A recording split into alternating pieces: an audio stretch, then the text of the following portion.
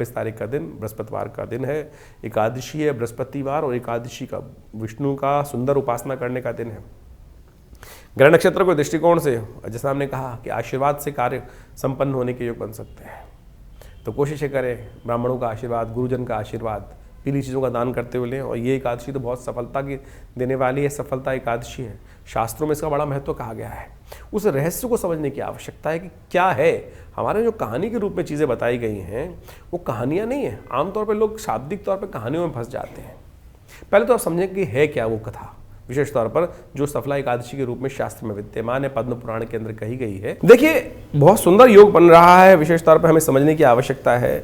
26 तारीख को बृहस्पतिवार के दिन एकादशी पड़ रही है, सफला एकादशी, जिसका बारे में हमने आपको बताया अभी।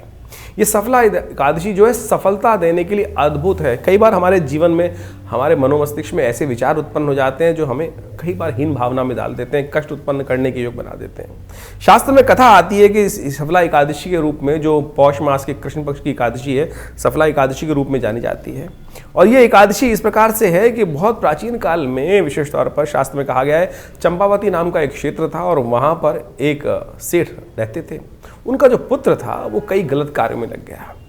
जीवन है, कई बार गलत व्यक्ति हो जाते हैं, नशा इत्यादि जितने भी व्यभिचार कर्म हो सकते हैं उन सब में कार्य करने की वजह से कहा जाता है कि वो अपने पिता की धन संपदा जो थी सबसे विहीन हो गया। जब गलत कार्य में लगोगे और पाप कृत्य में निवृत्त हो गया।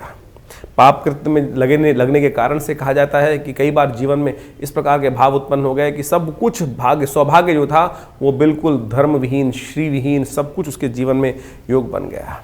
कहा जाता है कई वर्ष तक इस प्रकार का योग चलता रहा, कुछ रास्ता नहीं दिख रहा था। तो भाग्यवश परमात्मा प्रसन्न होने का योग समझे कि परमात्मा प्रसन्न कैसे होते हैं। कहा जाता है कि भिक्षा मांगने तक की स्थिति हो गई। जब इधर उधर भटकता रहता था तो एक दिन एकादशी की सुंदर योग था, देव योग से योग बना, कहीं ना कहीं पूर्व जन्म का संस्कार होगा।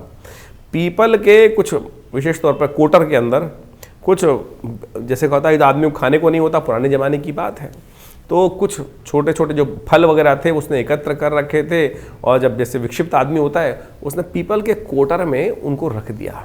कथा को मूल रूप से समझने की आवश्यकता है कि परमात्मा प्रसन्न करने के लिए हम बड़े बड़े कार्य करते हैं, बड़े बड़े कार्य करने का प्रयास करते हैं और उनको प्रसन्न करने का प्रयास करते हैं। परमात्मा तो अनायास ही बिना सोचे समझे कार्यों से भी प्रसन्न हो जाते हैं। समझे, ये भाग्य को सौभाग्य में परिवर्तन करने का रास्ता।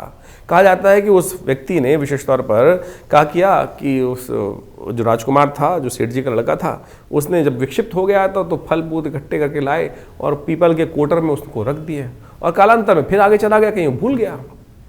पीपल के अंदर साक्षात भगवान का वास कहा जाता है, साक्षात विष्णु स्वरूप पीपल के पेड़ को कहा जाता है।